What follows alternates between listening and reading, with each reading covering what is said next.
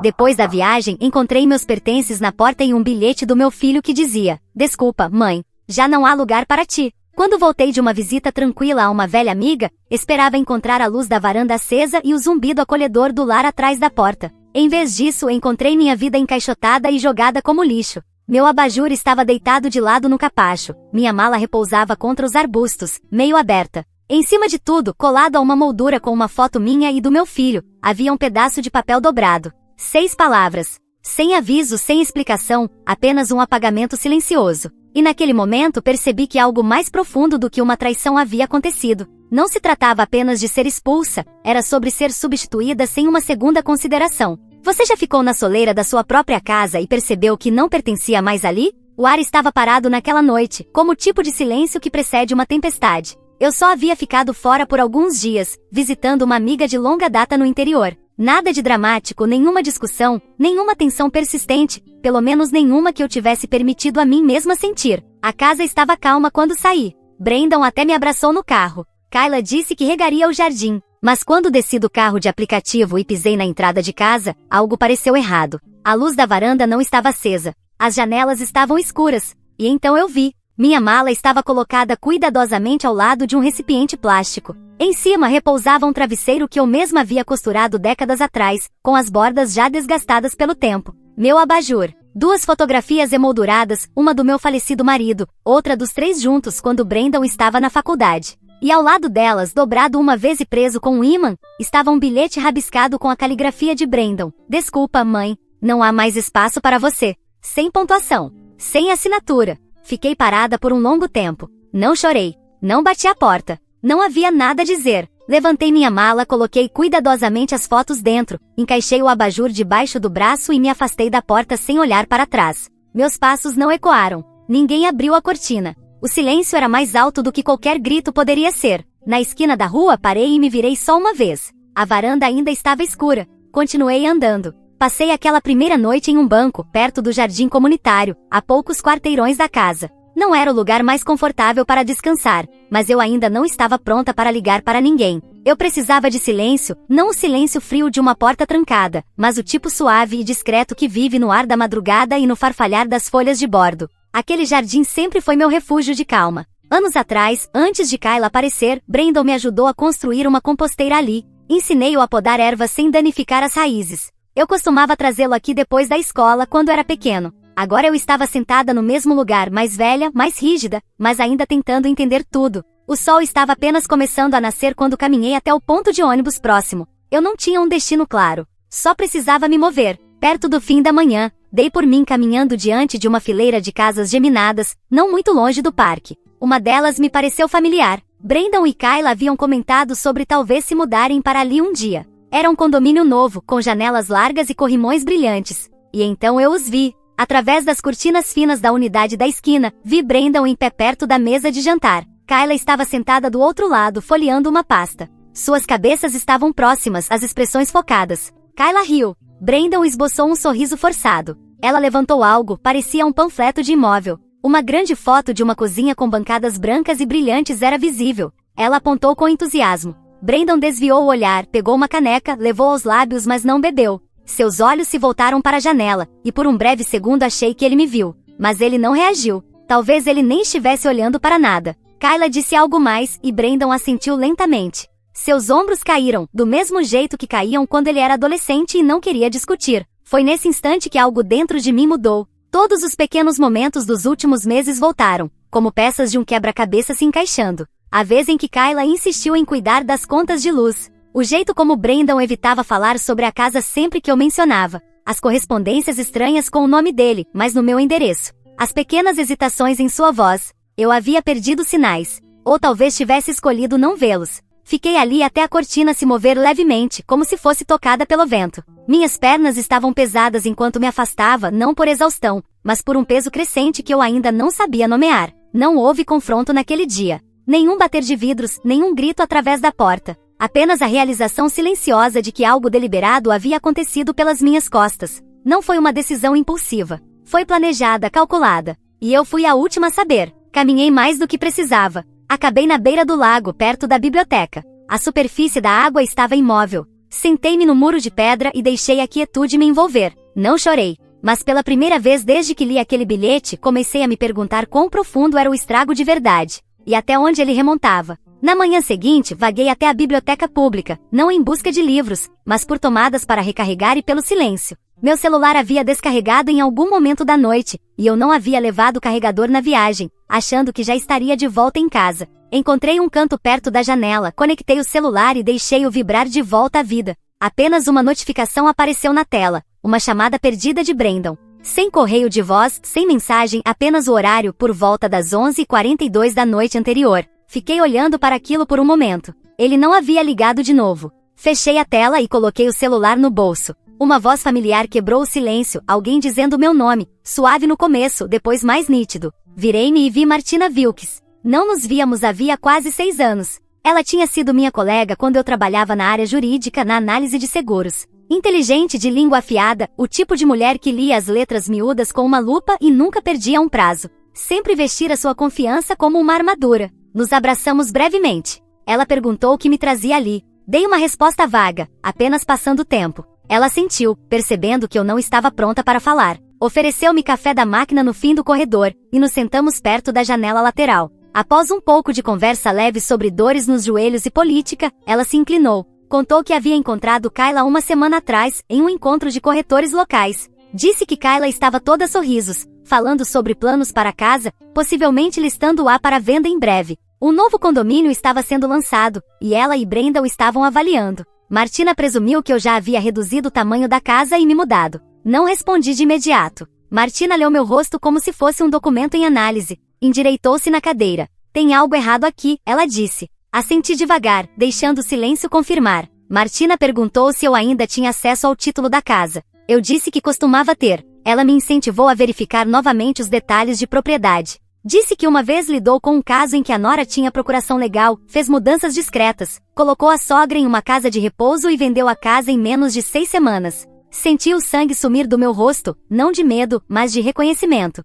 Eu havia ignorado tantos momentos. Kayla oferecendo-se para cuidar da conta de água, Brandon esquecendo de me entregar o aviso do seguro, o talão de cheque sumido na primavera passada. Não foram acidentes. Martina se ofereceu para ajudar. Ela ainda prestava consultoria meio período para mulheres passando por transições familiares complicadas. Já tinha visto mães demais serem empurradas para fora de suas próprias casas por meio de papelada e mentiras educadas. Ela me entregou seu cartão, embora eu já tivesse seu número guardado, escondido num caderno antigo em casa. Sentamos em silêncio por um tempo. Ela não pressionou, esse era o diferencial das velhas amigas, ofereciam espaço sem explicações. Mais tarde, naquele dia, fui até a agência dos Correios e aluguei uma caixa postal pequena. Meu nome, meu endereço. Mesmo que fosse só uma gaveta metálica num prédio federal, era um lugar para redirecionar qualquer coisa que Kayla ou Brandon ainda estivessem tentando reivindicar. Naquela noite, enquanto observava o sol se estender pela calçada em frente ao abrigo onde me hospedei, senti algo diferente da tristeza, uma espécie de clareza silenciosa. A tempestade ainda não havia passado, mas agora eu finalmente estava me virando para enfrentá-la. A chave ainda funcionava. Eu não pisava no meu antigo estúdio havia mais de 5 anos, mas de alguma forma, minha mão ainda sabia como girar, sentia leve resistência na fechadura, o empurrão sutil necessário para abrir a porta empenada. A sala no segundo andar, acima da antiga livraria, era onde eu costumava atender clientes quando fazia consultoria em meio período para pedidos de seguro, depois que Richard faleceu e a casa ficou cheia demais de lembranças. Mantive o contrato deste lugar como uma espécie de refúgio silencioso. Ninguém além de mim e Martina sabia da existência dele. O ar cheirava como se o tempo tivesse se dobrado sobre si mesmo, poeira, óleo de limão, o leve traço de tinta de impressora e lavanda seca do sachê que deixei em uma gaveta. Caminhei devagar, tocando a borda da estante, passando os dedos pela antiga escrivaninha onde eu costumava organizar papéis de apólices e formulários de pensão para viúvas que não tinham mais ninguém. No armário dos fundos, sob uma pilha de pastas Manila e uma caneca de Natal desbotada, encontrei o que precisava. A escritura original, a cópia autenticada do título, tudo ainda em meu nome. O nome de Brandon não aparecia em lugar nenhum, nem mesmo como beneficiário. Sentei-me à mesa e espalhei tudo diante de mim. Havia mais. Encontrei o contrato de copropriedade que Richard e eu elaboramos quando compramos a casa. Declarava explicitamente que se um de nós falecesse, o outro manteria todos os direitos. Brandon nunca havia sido incluído. Nunca foi discutido. Queríamos que ele construísse sua própria vida, não herdasse a nossa. Depois vieram os boletos que guardei por hábito: água, luz, lixo. Folheei os mais recentes que havia trazido da casa. Todos agora estavam endereçados a Kayla. Meu nome havia sido apagado. Não de forma gradual, foi rápido, silencioso, cirúrgico. Uma cópia de um formulário de solicitação de serviços públicos com uma assinatura falsificada estava no topo de um envelope. Eu sabia que não era minha caligrafia. Eles já haviam começado o processo de me substituir, não apenas na casa, mas nos documentos, como se eu nunca tivesse existido. Eu não chorei. Em vez disso, levantei-me, abri o pequeno cofre à prova de fogo que mantinha sob a escrivaninha e guardei a escritura e o antigo contrato dentro. Acrescentei uma cópia do meu documento de identidade e a última declaração de imposto que ainda listava o imóvel em meu nome. Depois tranquei. Olhei ao redor da sala mais uma vez. Nenhuma foto de Brandon ali. Apenas uma foto de Richard e eu num evento beneficente, ambos rindo, ambos no meio da vida. Fechei a porta suavemente atrás de mim. Não porque temia que ela batesse, mas porque algo sagrado havia acabado de ser perturbado. Eles achavam que eu estava fora, mas não faziam ideia do que eu ainda possuía, não apenas legalmente, mas em memória, em determinação e em provas. Na manhã seguinte, fiquei parada silenciosamente na faixa de pedestres em frente ao escritório de Martina, segurando um envelope com força sob o casaco. Ao meu redor, a cidade vibrava em movimento, pessoas passando com copos de café e fones de ouvido, pensando em reuniões, tarefas e em nada perto do que eu carregava nas mãos. Elas não sabiam que eu havia sido apagada, lenta e deliberadamente, mas eu sabia. Martina me recebeu com aquele olhar direto de sempre. Seu escritório ainda cheirava a óleo de lavanda e papel de copiadora, exatamente como eu lembrava. Coloquei os documentos sobre sua mesa sem dizer uma palavra, a escritura da casa, o contrato de copropriedade de décadas atrás, os pedidos de serviços públicos forjados, os documentos fiscais, os pedaços de mim que tentaram arrancar. Martina não se abalou. Ela examinou cada página devagar, voltando 2 vezes e então se recostou na cadeira. Isto não é um erro, ela disse. Eles estão preparando o terreno para te remover, e eu acho que eles sabem que você não vai reagir. As palavras dela não doeram, apenas se assentaram num espaço que estava vazio há muito tempo, um espaço onde eu já fui alguém que agia, que calculava riscos, que falava com certeza. Ela pegou o celular e pediu um favor. Em poucos minutos, ela tinha um nome. Ashby Sterling, uma advogada de sucessões aposentada que costumava se especializar em proteção de bens para mulheres mais velhas. Segundo Martina, ela não apenas lia contratos, ela lia pessoas. 2 dias depois, eu estava na varanda do escritório residencial de Ashby. A casa era pequena, arrumada e silenciosa. Um balanço de madeira branco balançava com a brisa, e as cortinas na janela da frente se mexeram, como se alguém tivesse acabado de passar por ali. Abby me cumprimentou com um aceno calmo e me conduziu para dentro. Ela era mais velha que eu, talvez uns 5 anos, com cabelo prateado curto e uma presença que não precisava preencher espaço para dominá-lo. Entreguei a ela todos os documentos. Ela leu devagar, os olhos se movendo como as mãos de uma cirurgiã. Quando terminou, entrelaçou os dedos e disse com firmeza: nada disso muda o fato de que você ainda é a única proprietária legal. A mudança dos serviços públicos, o redirecionamento do correio, a alteração digital de endereço, tudo isso é circunstancial, não é uma transferência legal. Mas se eles tentarem usar isso como base para vender ou refinanciar, isso se torna fraude. Assenti, sentindo o calor voltar ao meu rosto. Nem havia percebido o quanto eu estava fria. Abby me explicou os próximos passos: uma carta formal de cessar e desistir, notificação ao cartório do condado para sinalizar qualquer tentativa de transação, documentação arquivada com uma restrição leve que atrasaria qualquer movimentação não autorizada do título. Não era dramático, mas era eficaz. Imprimimos tudo naquele mesmo dia. Assinei com uma caneta firme, sem tremores. Martina providenciou um serviço de entrega para levar um envelope lacrado ao escritório de Brandon e outro ao último local de trabalho conhecido de Kayla. Ashby também sugeriu registrar um memorando de proteção junto ao conselho do bairro. Essa etapa alertaria advogados, corretores e bancos locais de que qualquer reivindicação sobre a casa que não viesse de mim deveria ser tratada com cautela. Isso não os impediria completamente, mas os retardaria. Naquela tarde, fiquei no corredor do escritório de Ashby, esperando meu transporte. Olhei para o espelho pendurado perto do cabideiro. Parecia cansada, mas atrás dos meus olhos algo novo havia se instalado: firmeza. Uma linha havia sido traçada. Eles não haviam levado tudo, apenas haviam tomado meu silêncio como certo. E esse erro, eles veriam a se arrepender. No final daquela semana, todas as cartas haviam sido enviadas, uma por mensageiro para o escritório de advocacia de Brandon no centro, uma para o escritório de Kayla na clínica de bem-estar onde ela gerenciava agendamentos e finanças, outra cópia foi arquivada no cartório, sinalizada e selada.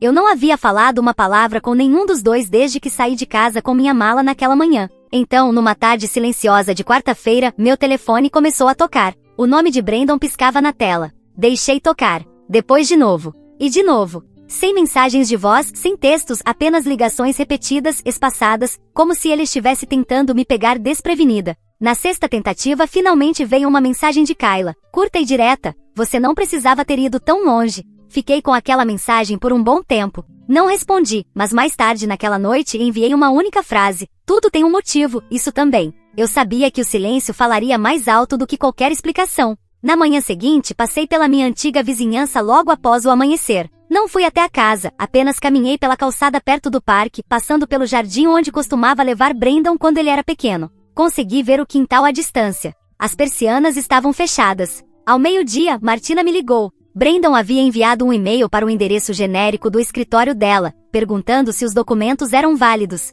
Ashby respondeu pessoalmente com profissionalismo e brevidade. Confirmou que a carta de cessar e desistir estava ativa, incluiu seu número de licença e se ofereceu para direcioná-lo aos registros de propriedade caso ele precisasse de confirmação independente. Não houve ameaças legais nem acusações, apenas um muro de clareza. Naquela noite, Brandon apareceu no meu estúdio. Bateu na porta e esperou um bom tempo. Abri a porta apenas o suficiente para ver seu rosto. Os olhos estavam cansados, menos zangados que confusos. Ele perguntou se poderíamos conversar. Afastei-me não para convidá-lo, mas para mostrar que não estava com medo. Ele ficou perto da janela, olhando para a pilha de papéis sobre minha mesa. Disse que não sabia de tudo, que Kayla tinha assumido a frente porque achava que eu precisava descansar, que não era para ter escalado até esse ponto. Não o interrompi. Finalmente fiz uma única pergunta, não como mãe, mas como mulher falando com um homem adulto que deveria saber melhor. Por que você não a impediu? Ele olhou para o chão. Sua resposta veio devagar. Porque eu não queria o conflito.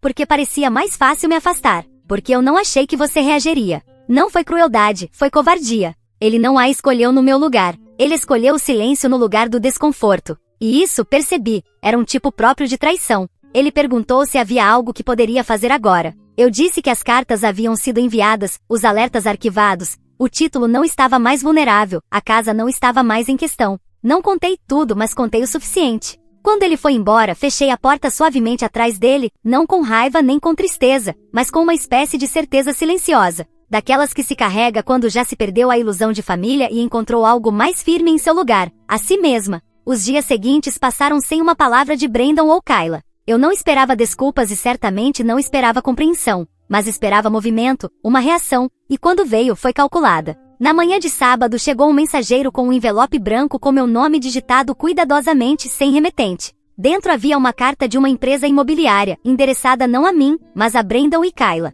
Uma cópia carbono de um formulário interno de consulta estava incluída, solicitando documentos para avaliação pré-venda da casa. Da minha casa. Não entrei em pânico. Apenas liguei para Martina. Ela veio ao meu estúdio uma hora depois, leu a carta e praguejou em voz baixa. Ambas sabíamos o que isso significava. Eles estavam tentando testar o sistema, ultrapassar os alertas que Ashby havia registrado, talvez esperando que alguém no sistema não percebesse. Uma tentativa silenciosa. Outro movimento nas sombras. Martina estava pronta. Ligou para Ashby e encaminhou os documentos. Em poucas horas, Ashby registrou uma restrição de segundo nível no cartório de imóveis e sinalizou diretamente para a corretora, com notificação legal. Qualquer nova tentativa de consultar sobre a casa exigiria autorização direta minha, com firma reconhecida e certificada. O muro ao redor da minha casa agora estava reforçado. Ainda assim, a audácia me surpreendia, não apenas a tentativa de me apagar da escritura, mas de fingir que eu nunca importei. Como se os anos que passei construindo aquele lar, o amor derramado em cada canto, pudessem ser descartados com uma assinatura forjada por conveniência. Naquela noite dormi de forma leve. Na tarde de domingo, Brandon voltou. Não bateu. Apenas ficou parado do lado de fora até que eu abrisse a porta. Seus olhos carregavam algo mais tenso desta vez, não desespero, mas como estratégia. Ele perguntou se poderíamos conversar. Assenti com a cabeça, mas não o convidei a entrar. Ele ficou parado na varanda. Disse que Kayla havia cometido um erro, que as coisas tinham acontecido rápido demais, que ela estava com medo de que eu revidasse, tornasse tudo público. Ele continuava usando palavras como mal-entendido, falha de comunicação, descuido. Eu não disse muita coisa. Deixei o silêncio trabalhar mais do que qualquer argumento. Então olhei nos olhos dele e disse aquilo que vinha guardando desde o início. Você sabia, sempre soube, e deixou acontecer porque isso te beneficiava. Ele não discutiu. Disse que nunca quis que chegasse a esse ponto, que estava cansado, que ficar entre mim e Kayla era impossível. E foi nesse momento que algo dentro de mim mudou de vez, porque finalmente vi com clareza. Ele não tinha sido manipulado, não tinha sido encurralado. Ele fez uma escolha. Não porque me odiava, mas porque ficar ao meu lado teria exigido coragem, e o conforto era mais fácil do que a coragem. Agradeci por ter vindo. Depois fechei a porta, não com raiva nem com amargura, mas com a finalidade de alguém que viu a verdade sem disfarce e não podia mais fingir que não via. A névoa da manhã pairava baixa enquanto eu atravessava a rua em direção ao escritório da Martina, com um saquinho de scones na mão e um senso de resolução silenciosa no peito. Algo me dizia que as coisas ainda não tinham terminado de se desfazer, e eu estava certa. Martina estava de pé perto da janela quando entrei. Ela não se virou para me cumprimentar, apenas erguia um fichário grosso de páginas impressas e disse calmamente: "Acho que temos um problema." Espalhou os papéis sobre a mesa. O primeiro era uma impressão digital de uma solicitação de pré-aprovação de empréstimo de um banco regional. Tinha o nome de Brandon e o meu. Ao lado do meu nome, havia uma assinatura que parecia estranhamente familiar, mas não era minha. Era uma cópia mal feita do meu nome, arrastada e colada em caixas que eu nunca vi. Martina havia puxado os documentos de um sistema privado de monitoramento de registros que usava para alguns clientes.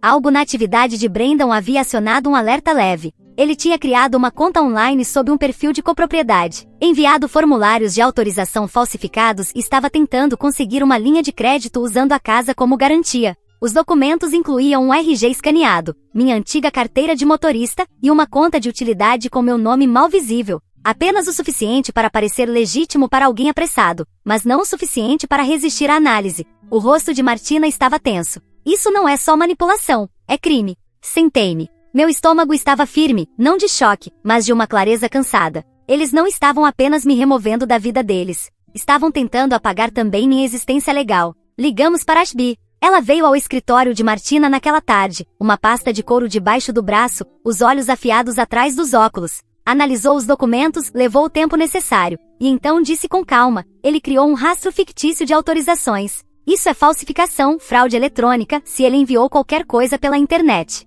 Ashby agiu rápido. Redigiu uma queixa formal para a unidade de investigação de fraudes do banco. Protocolou um aviso no gabinete do promotor local sob o protocolo de sinalização silenciosa. Em seguida, retirou outro formulário, que seria arquivado junto ao Conselho de Bairro e ao Cartório de Registros de Propriedades, congelando quaisquer transações ou reivindicações feitas usando meu nome ou endereço, a menos que fossem verificadas por mim, pessoalmente. Um bloqueio silencioso. Brandon não saberia disso, até tentar agir de novo. Mas quando tentasse, encontraria um muro. Um muro firme feito de papel e precisão. Martina sentou ao meu lado enquanto Ashby trabalhava. Sua voz era suave quando disse: alguns filhos seguem o exemplo das mães. Outros aprendem com outros exemplos. Eu não respondi. Apenas olhei pela janela, observando dois pardais brigando por migalhas na calçada. Pensei em Brandon quando era menino, correndo por aquela mesma calçada, com os joelhos sujos de grama e os cotovelos ralados. E então pensei no homem que agora tentava escrever meu nome em algo que ele não conquistou.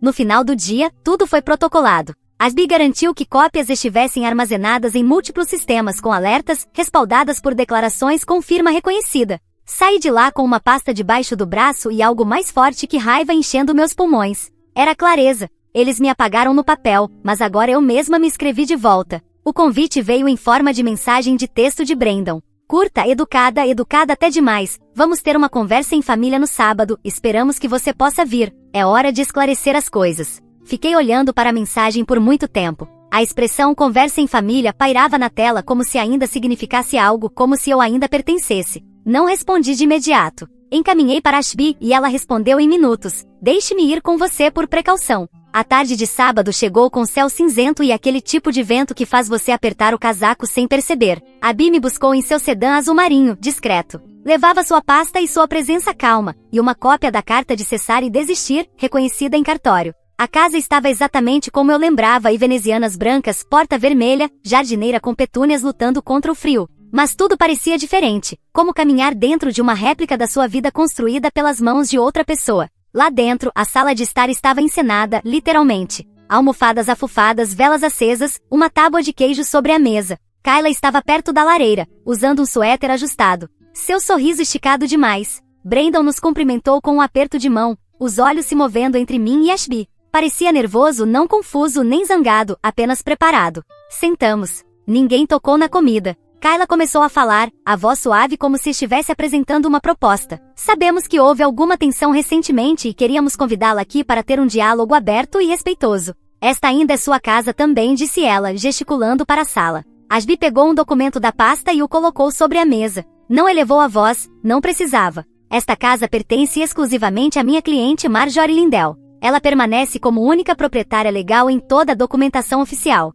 Quaisquer alegações contrárias foram formalmente contestadas e registradas. Isso não é uma discussão, é uma confirmação. O silêncio caiu. Brandon empalideceu. Kayla piscou uma vez, depois outra, o tipo de piscar que as pessoas fazem quando seus planos travam no ar. Ashby continuou. Também estamos cientes de documentos falsificados apresentados a várias instituições. Esses registros foram denunciados e sinalizados. Outras ações estão em andamento, mas por enquanto, minha cliente reserva o direito de apresentar queixa formal. A voz de Kayla desceu um tom. Não era assim que queríamos fazer as coisas. Olhei para ela pela primeira vez naquele dia, olhei de verdade. E foi aí que vi, as rachaduras, a perda de controle, a percepção de que a história que ela vinha construindo tinha acabado de se desfazer. Brandon tentou falar, mas se conteve. Apenas olhou para o documento, as mãos cerradas. Levantei-me. Não gritei. Não fiz discurso. Apenas disse, vocês tentaram me apagar da minha própria vida. Achavam que eu não notaria. Então me virei para sair. Abby me acompanhou até a porta. Ela fez uma pausa e disse uma última frase. Se tentarem interferir novamente, processos legais serão iniciados imediatamente. Lá fora, o vento estava mais frio, mas parecia limpo, purificador. Não falamos nada durante o caminho de volta. Eu não precisei dizer nada, porque naquele silêncio, algo havia mudado. Eles queriam me enterrar empapelada, mas eu mostrei que ainda estava de pé. Na manhã seguinte, arrumei uma única mala de mão e entrei na velha casa uma última vez. Eu tinha as chaves, ainda detinha a escritura. Mas posse e pertencimento nunca foram exatamente a mesma coisa, não é? Kayla estava na cozinha, lavando a louça com força desnecessária. Brandon estava sentado à mesa de jantar, as mãos entrelaçadas como uma criança esperando ser repreendida. Eles não falaram nada. Fiquei de pé no batente da porta por um momento, deixando o silêncio traçar seu próprio limite. Então eu disse, vou vender a casa. Kayla congelou. Brandon olhou para cima, os lábios entreabertos, mas sem dizer nada. Continuei, não por vingança, não para punir ninguém. Apenas porque ela é minha e eu não quero mais compartilhar meu nome com paredes que me esqueceram.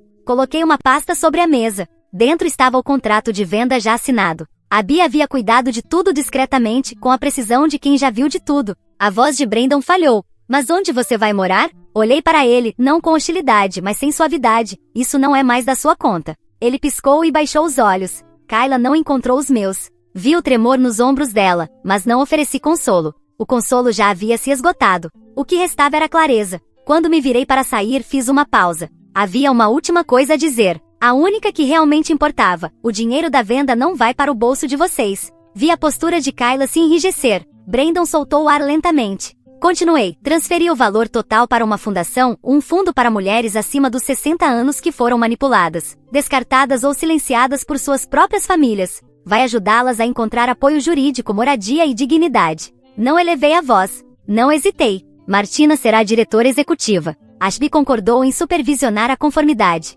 Esta casa construiu uma família, mas famílias se desfazem quando o amor se torna condicional. Por isso estou deixando-a ir. Sem ameaças. Sem discussões. Apenas um fato simples. Vocês criaram espaço me empurrando para fora. Agora vou criar espaço para outra pessoa que precise. Não esperei resposta. Saí, fechei a porta com cuidado atrás de mim e caminhei pela trilha como se ela nunca tivesse sido minha. O sol havia nascido enquanto eu estava lá dentro. Eu não tinha notado até então. A calçada brilhava com geada matinal e minha respiração formava névoa no ar, mas eu me sentia aquecida de um jeito que não sentia havia anos. Não chorei. Não olhei para trás. Em vez disso, abri o celular e busquei o endereço do meu novo apartamento. Pequeno. Silencioso. Meu. Então toquei em enviar no comunicado à imprensa que Ashby havia redigido. A fundação seria anunciada ao público naquela semana. Um anúncio discreto no final de um boletim local. Nada chamativo. Mas eu sabia que alguém o leria. E esperava que sentissem algo, não raiva, mas perda.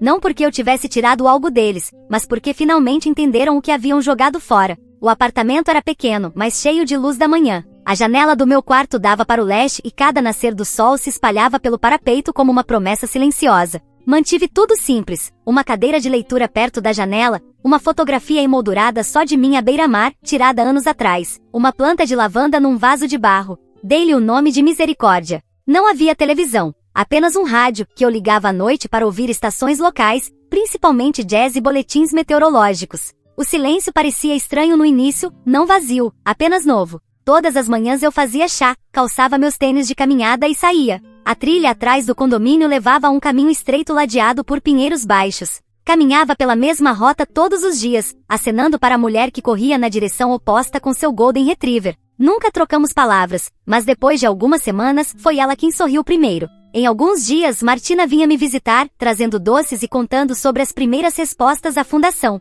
As doações eram pequenas, mas constantes. Uma carta chegou de uma mulher em Utah, que havia lido sobre o fundo no boletim da igreja. A história dela era muito familiar. Ela escreveu: "Obrigada por existir. Li 2 vezes. A casa antiga havia sido oficialmente vendida. Kayla e Brandon se mudaram antes da transferência, como exigido pela documentação que a SPI protocolou. Eles não entraram mais em contato. Nenhuma ligação. Nenhuma mensagem. O silêncio não doeu como eu imaginava. Não parecia mais abandono. Parecia espaço. À noite comecei a escrever. Nada formal, apenas páginas de lembranças e pensamentos costurados juntos num caderno de capa marrom e macia. Às vezes escrevia sobre minha infância. Outras vezes sobre o silêncio, como ele pode ser arma ou refúgio, dependendo de quem o carrega. Uma tarde recebi uma ligação de um grupo de mulheres na cidade. Alguém havia indicado meu nome. Estavam organizando um seminário sobre autonomia na velhice e queriam uma palestrante com experiência vivida. Disse sim sem hesitação. Naquela noite fiquei de pé na janela, olhando para o estacionamento.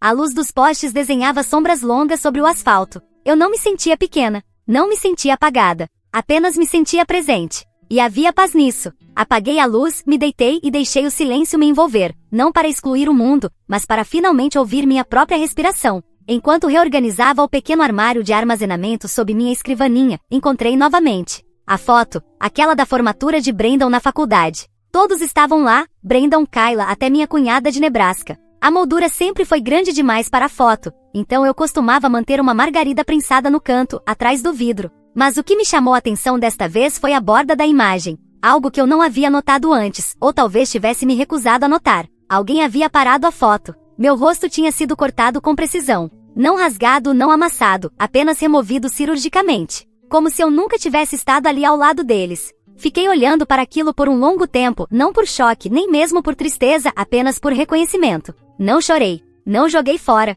Simplesmente retirei a foto, coloquei-a num saquinho de tecido e guardei dentro de uma caixa de madeira que mantenho nos fundos do meu armário. Dentro daquela caixa havia chaves antigas, uma fita do concurso de soletração da 5ª série do meu filho, e um cartão de aniversário assinado apenas pela criança de Brandon. Nenhuma menção à vovó, apenas um desenho de balão feito de giz de cera. Fechei a caixa com delicadeza, sem raiva, sem luto, apenas silêncio. As pessoas pensam que a cura é barulhenta, que chega como trovão. Mas às vezes ela se move como a respiração, quase imperceptível, tranquila e lenta. Mas quando chega, muda tudo. Nunca apaguei Brandon ou Kayla da minha memória. Apenas escolhi não centrar minha vida em pessoas que me apagaram da delas. A força em deixar ir, não por vingança nem por orgulho, mas por clareza, por paz. Naquela primavera plantei nova lavanda no parapeito da janela. Ela floresceu de forma desigual, inclinando-se torta em direção ao sol, mas cresceu. E isso era suficiente. Não olhei para trás, nem uma única vez. Se esta história encontrou um lugar silencioso dentro de você, agradeço por ouvir. Tantas mulheres caminham por anos de silêncio antes de finalmente escolherem a si mesmas. Você já se sentiu apagada? Não com palavras, mas em presença? Convido você a compartilhar, ou simplesmente refletir. Sua história, como a minha, tem peso. E às vezes, ao contá-la ou ao escutá-la, começamos a florescer novamente, silenciosamente, com firmeza no nosso próprio tempo.